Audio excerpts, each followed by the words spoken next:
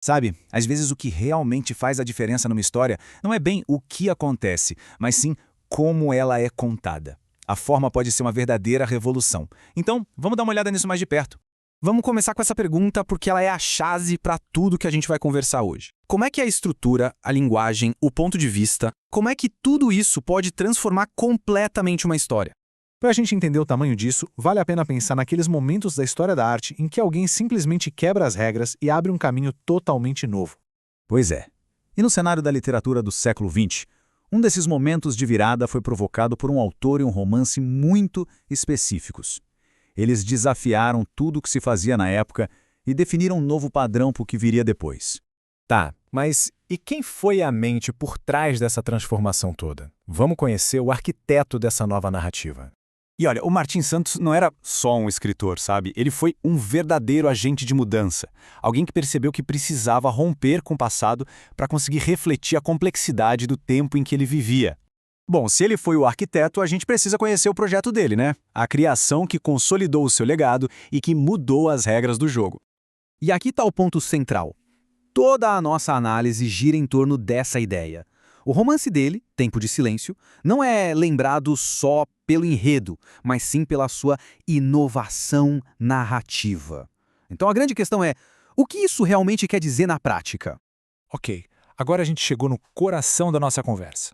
Vamos destrinchar o que exatamente é essa inovação que fez o trabalho do Martin Santos ser tão importante.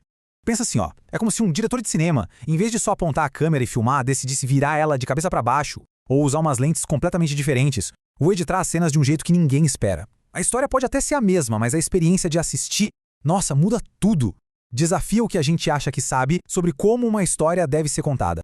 E esse contraste aqui é perfeito para a gente entender. De um lado, a narrativa tradicional, né? Aquela coisa retinha, começo, meio e fim. Um narrador que te pega pela mão e uma linguagem bem direta ao ponto. Agora, do outro lado, a inovação, a cronologia toda picotada. A gente mergulha fundo na mente dos personagens com o tal do fluxo de consciência, que é quase como transcrever o pensamento caótico, sem filtro, direto para a página. E a própria linguagem vira um experimento. E para construir essa arquitetura toda nova, ele usou umas ferramentas bem específicas, tipo vozes narrativas diferentes, às vezes super irônicas, outras vezes bem distantes. Ele quebrou a estrutura convencional, fazendo o tempo pular para frente e para trás, experimentou com a própria língua, misturando um jargão quase científico com a gíria das ruas de Madrid. E claro, teceu uma rede de símbolos super complexos. Nada ali era por acaso, sabe? Cada elemento foi pensado para desafiar e para envolver quem lê. Beleza. Mas e aí? Qual foi o resultado disso tudo? Será que um livro sozinho pode mesmo mudar os rumos da literatura? Olha, no caso do Martin Santos, a resposta é um gigantesco sim. Tempo de Silêncio se tornou muito mais que um romance. Foi um divisor de águas. Ele mostrou que a forma, o como se conta, é tão poderosa quanto o conteúdo, o que se conta. E com isso, ele abriu as portas para gerações de escritores explorarem novas possibilidades na arte de contar histórias. E isso tudo acaba trazendo a gente para hoje, né?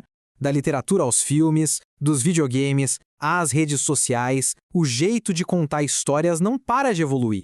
Então fica a pergunta no ar: que inovações narrativas estão definindo a nossa era e como é que elas estão mudando o nosso jeito de ver o mundo?